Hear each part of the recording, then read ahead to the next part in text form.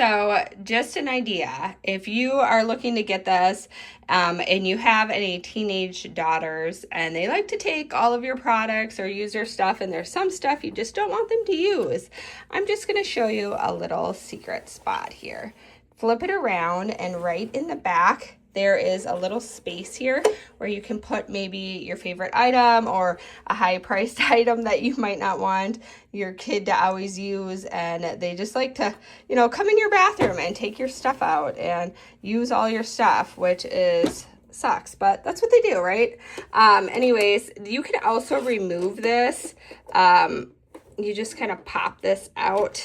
I might need two hands here, but you'll just kind of pop this out. There we go. And then you can also clean back in there, or like I said, you could store something in there. Here is how it looks like on the side. So every one of these little spots are slanted, so they're forward facing to you. And then you'll just clamp it back in. Might need two hands to clamp it all the way in, but you'll also have these two kind of clear, darker clear through drawers, so you can kind of see through them, but not, they're slightly tinted.